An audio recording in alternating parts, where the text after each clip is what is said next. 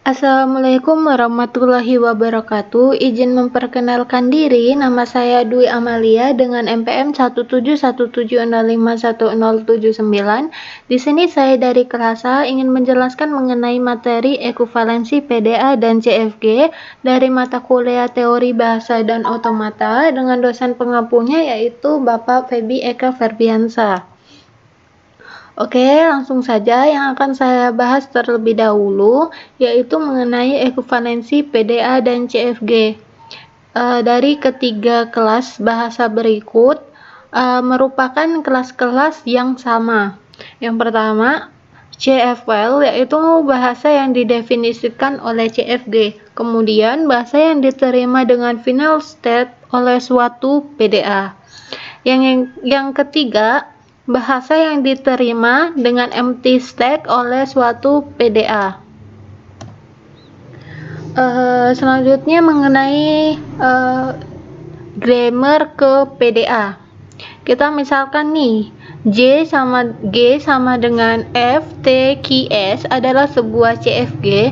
Nah, kita disuruh membuat PDAP yang menerima LG dengan empty state sebagai berikut. P sama dengan Q, T, F, gabungan T, transisi Q, S.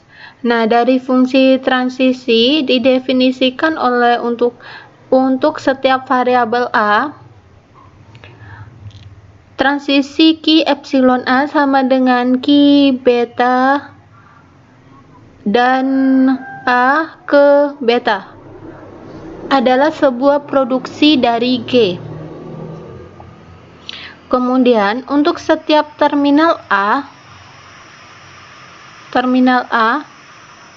transisi Q AA sama dengan Q epsilon. Nah, jika PDAP dikonstruksi dari CFG G dengan konstruksi di atas, maka NP sama dengan LG.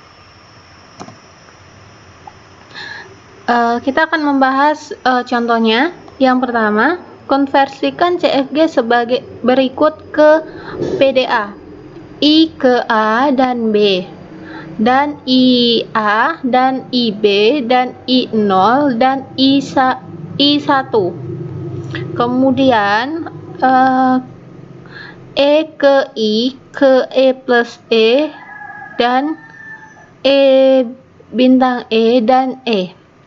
Himpunan terminal dari PDA adalah AB01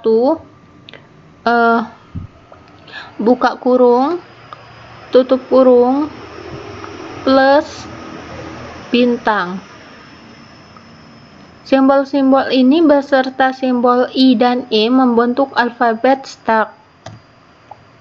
Untuk fungsi transisi PDA adalah transisi Q epsilon I sama dengan QA, QB, Q1A, Q1B, Q10 dan QI0 dan QI1. Kemudian transisi Q epsilon E sama dengan QI, QE plus E, QE bintang E dan QE. Untuk transisi QAA sama dengan Q epsilon, transisi QBB sama dengan Q epsilon, transisi Q00 sama dengan Q epsilon, kemudian transisi Q11 sama dengan Q epsilon,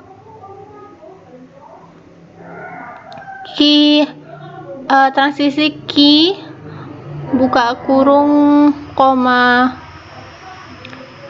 buka kurung sama dengan Q epsilon, transisi Q tutup kurung tutup kurung sama dengan Q epsilon, transisi Q plus plus sama dengan Q epsilon, transisi Q bintang bintang sama dengan Q epsilon.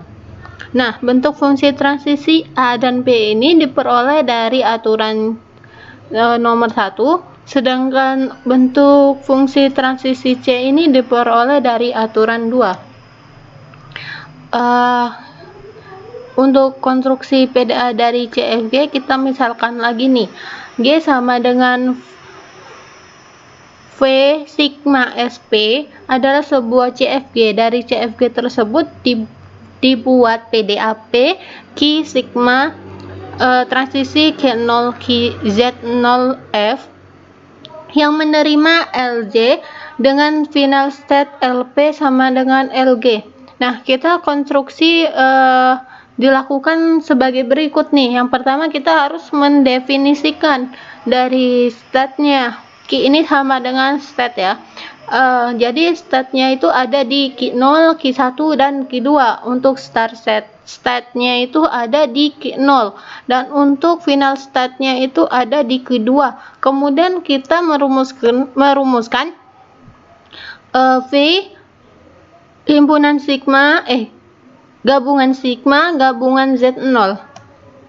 Kemudian yang nomor 2, dalam keadaan awal PDA ini akan mempush Z0 pada stop state. Nah, terdapat dua definisi. Jika top state dari simbol state adalah suatu non-terminal, misalkan A, top state tersebut diganti dengan bagian body dari produksi yang headnya adalah A. Misal A ke X, maka top state-nya diganti X. Untuk selanjutnya, jika stop state-nya ini dari simbol state adalah sebuah terminal dan jika top state tersebut menyamai simbol masukan berikutnya top state tersebut. Untuk aturan yang ketiga, berdasarkan aturan tersebut dapat diperoleh 4 bentuk fungsi transisi. Yang pertama, untuk transisi Q0 epsilon Z0 sama dengan Q1 Z0. Untuk transisi Q1 epsilon A sama dengan Q1 X dan A ke X adalah sebuah bentuk produksi dalam CFG untuk suatu non-terminal A. Dan yang ketiga, untuk transisi Q1 AA sama dengan Q1 epsilon untuk setiap simbol terminal. Untuk transisi Q1 epsilon Z0 sama dengan Q2 Z0. Demikianlah penjelasan dari saya akhiri. Wassalamualaikum warahmatullahi wabarakatuh. Terima kasih.